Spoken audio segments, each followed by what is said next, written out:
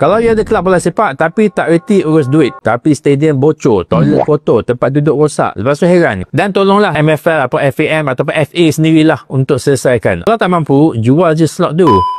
Kita ditinggalkan hutang. Kita mewarisi hutang-hutang yang lama. Kita menangis keluar darah pun itu aja yang kita ada. Selesaikan perkara ni dulu, hutang piutang dengan pemain ni. Datuk, sorry, soalan agak kontroversi sikit Datuk.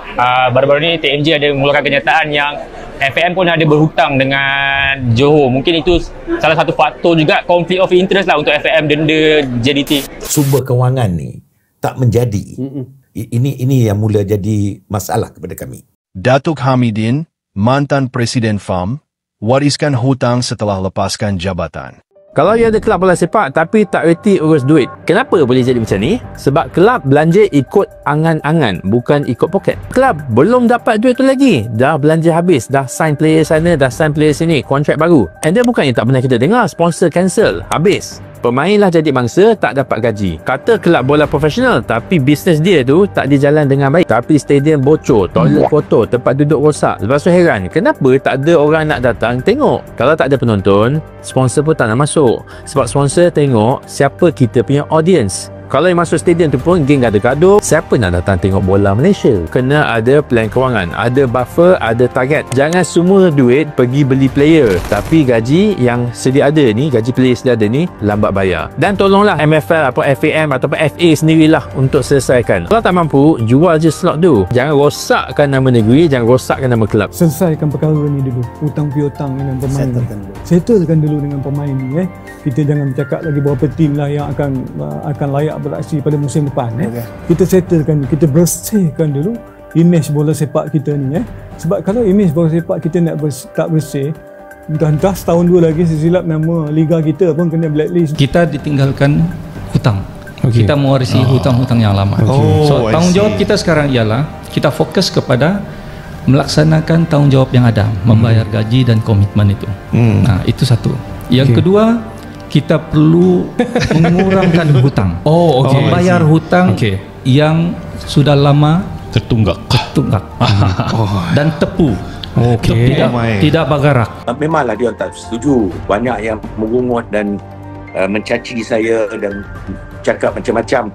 Tetapi pada akhirnya itu aja yang kita ada. Kita menangis keluar darah pun itu aja yang kita ada. Tak ada lagi, kerana pelabur-pelabur yang sedia ada dulu, mereka tak akan melabur lagi atau masukkan dana lagi untuk Perak FC. Kalau semua timnya keluar oleh kerana kekangan kewangan dan sebagainya, dan tak ada usaha-usaha yang menyeluruh di dalam perancangan sumber kewangan ni tak menjadi, maka itu ini yang mula jadi masalah kepada kami. Kalau tidak boleh kasih langsai habis, yang penting hutang itu adalah hutang aktif. Maknanya berbayar. Sikit-sikit, logot-logot, yang penting dia berkurang. Dan kita punya pemiutang pun senang hati sebab sudah lama ada bayaran. Ada bayaran. Itu polisi kedua, mengurangkan beban hutang itu. That is apa orang kata langkah terbaik lah. Sebabnya kita tak nak menambah beban hutang. Yang penting selamatkan dulu, bersihkan dulu liga kita. Kami dah banyak kali dah menyatakan kepada MFL dan juga FAM, kerana apabila MFL tu mempunyai kewangan yang mencukupi ataupun yang besar, sekarang ni kita tersekat sikit dari segi prize money ni, 400,000 sebulan. Sudah pastilah mereka tahu bukannya mudah untuk menguruskan sebuah kelab bola sepak di Malaysia ni yang tidak menjanji. Tak ada duit. Datuk Hamidin, mantan Presiden FAM, wariskan hutang setelah lepaskan jabatan. Warisan kepemimpinan yang syarat kontroversi.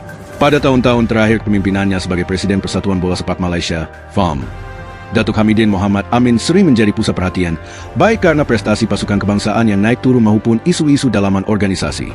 Namun, selepas melepaskan jawatan tertingginya, satu lagi bayangan hitam mula menyelimuti namanya. Hutang yang diwariskan kepada FAM dan beberapa pihak lain yang masih menanti penyelesaian. Ini bukan sekadar tentang angka dalam buku kewangan. Ia melibatkan nasib pemain, pegawai, staf teknikal, dan masa depan bola sepak tanah air. Artikel ini akan menyelami lebih dalam bagaimana hutang itu terbentuk, siapa yang terjejas, serta kesan jangka panjang terhadap ekosistem bola sepak Malaysia. Datuk Hamidin Muhammad Amin dilantik sebagai Presiden FAM pada 14 Julai 2018 menggantikan Tunku Ismail Sultan Ibrahim. Beliau membawa bersama harapan baharu untuk memperbaiki lanskap bola sepak Malaysia dari aspek pengurusan, pembangunan akar umbi hingga pencapaian antarabangsa. Di awal pentadbirannya, beliau memperkenalkan pelan hala 7 jangka panjang yang dikenali sebagai F30 dengan visi menjadikan Malaysia antara 30 pasukan terbaik dunia menjelang 2030. Walau bagaimanapun, perjalanannya dipenuhi cabaran, antaranya struktur liga yang tidak stabil, prestasi pasukan kebangsaan yang tidak konsisten, dan paling ketara, isu keuangan yang meruncing. Beberapa inisiatif seperti penswastaan liga dan pembaharuan dalam struktur kejurulatihan sememangnya mendapat pujian. Namun, apa yang tidak kelihatan di permukaan adalah masalah hutang yang perlahan-lahan membesar di balik tabir organisasi. Salah satu kesan paling ketara selepas Datuk Hamidin meninggalkan kerusi presiden adalah pendedahan mengenai jumlah hutang tertunggak yang dibebankan kepada FAM dan entiti di bawahnya. Laporan awal menunjukkan bahawa terdapat lebih daripada RM5 juta bayaran tertunggak melibatkan gaji bekas jurulatih pasukan kebangsaan dan pembantu mereka, alam pemain yang tidak dibayar secara penuh dalam beberapa kejohanan, tunggakan kepada pembekal peralatan dan servis sukan, kos pengurusan pasukan dan perlawanan antara bangsa yang belum dijelaskan. Antara nama yang sering disebut adalah bekas jurulatih pasukan kebangsaan Tan Cheng Hu dan juga pelatih asing yang pernah bertugas di skuad belia. Mereka dilaporkan belum menerima gaji penuh mereka selama beberapa bulan sebelum kontrak tamat. Menurut sumber dalaman, beberapa pegawai yang bekerja di bawah program pembangunan belia juga tidak dibayar lebih 6 bulan. Sementara ada yang masih belum menerima pampasan selepas kontrak ditamatkan secara mengejut. Berita mengenai tunggakan ini mencetuskan pelbagai reaksi daripada pemain, bekas pegawai, klub, penyokong dan pemerhati sukan tanah air. Banyak pihak menganggap ini sebagai manifestasi daripada kelemahan pengurusan FAM di bawah Datuk Hamidin. Persatuan Pemain Bola Sepak Profesional Malaysia, FAM, mengeluarkan kenyataan rasmi mengecam kelewatan pembayaran gaji, serta mendesak agar semua pihak yang terlibat diberikan hak mereka segera. Presiden FAM, Safir Salih, menyatakan, bola sepak bukan hanya soal 90 minit di atas padang. Ia juga soal keadilan kepada pemain dan pegawai yang telah berkorban. Tunggakan ini mencemarkan nama bola sepak negara. Kelab-kelab yang terlibat secara langsung atau tidak langsung turut merasa tempias. Beberapa pasukan yang terpaksa menampung kos tambahan ketika pemain kebangsaan mereka dipanggil ke kem latihan FAM merasa dihianati apabila kos pampasan dan pengganti tidak dibayar sepenuhnya. Lebih meresahkan ialah suasana dalam kalangan penyokong. Rata-rata daripada mereka menyuarakan kecewaan dan mempertikaikan integriti pentadbiran bola sepak negara, termasuk menyarankan agar audit penuh dilakukan ke atas akan FAM bagi mendedahkan punca sebenar krisis hutang ini. Pada penghujung tahun 2024, satu audit dalaman telah dilakukan oleh badan bebas yang dilantik oleh jawatan kuasa eksekutif FAM baharu. Hasil awal audit tersebut menunjukkan beberapa kelemahan serius dalam sistem perbelanjaan dan pemantauan bajet semasa pentadbiran Datuk Hamidin. Antara dapatan utama termasuk kontrak jurulatih asing dengan bayaran tinggi tanpa justifikasi prestasi, perjalanan keluar negara dengan kos tinggi, tetapi impak kepada pembangunan bola sepak rendah, proyek pembangunan yang tidak mempunyai laporan kemajuan atau penilaian keberkesanan. Dana tajaan digunakan untuk menampung kos operasi FAM yang sepatutnya dijana sendiri. Menurut sumber yang terlibat dalam audit tersebut, FAM mempunyai aliran tunai yang tidak stabil karena terlalu bergantung kepada tajaan tanpa strategi pendapatan jangka panjang. Malah, sebahagian tajaan disalurkan terus kepada program-program berisiko tinggi tanpa pelan-pulanan pelaburan yang jelas. Ini menyebabkan apabila tajaan mula berkurang akibat ekonomi global yang merosot dan ketidakstabilan pasukan kebangsaan, FAM tidak mampu menampung komitmen keuangan yang telah ditandatangani. Persoalan kini timbul. Siapa yang patut bertanggung jawab? Adakah hutang ini harus ditanggung oleh pengurusan FAM yang baharu? Atau adakah Datuk Hamidin sendiri perlu dipertanggungjawabkan secara moral dan mungkin juga secara undang-undang? Beberapa bekas pegawai tinggi FAM yang ditemui menyatakan bahawa keputusan-keputusan besar semasa era Datuk Hamidin dibuat tanpa libat urus menyeluruh dan kadang-kala melangkaui prosedur standar. Ada yang mendakwa keputusan kontrak dibuat hanya oleh kumpulan kecil dalam kepimpinan tertinggi, tanpa perbincangan dalam mesyuarat eksekutif penuh. Di pihak lain, penyokong dan pemerhati suka mencadangkan agar satu tribunal khas ditubuhkan bagi menyiasat sebarang salah laku keuangan semasa era pentadbiran lama. Ini bukan sahaja untuk memastikan keadilan, tetapi juga memberi mesej jelas kepada semua badan sukan bahawa pengurusan yang cuai tidak akan terlepas begitu sahaja.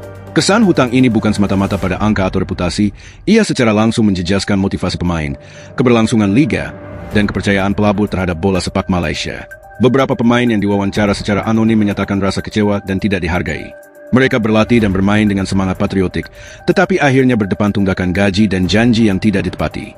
Lebih membimbangkan ialah kesan terhadap pembangunan akar umbi, program pembangunan belia, sekolah sukan dan akademi yang sebelum ini dibiayai oleh FAM kini kekurangan dana dan terpaksa dikurangkan atau ditamatkan. Ini akan memberi kesan besar dalam jangka panjang terhadap kualiti pemain generasi akan datang.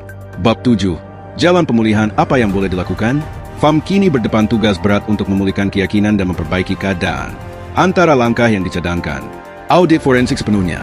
Bukan sekadar audit dalaman, tetapi audit menyeluruh yang melibatkan Suruhanjaya Pencegahan Rasuah Malaysia, SPRM, jika perlu.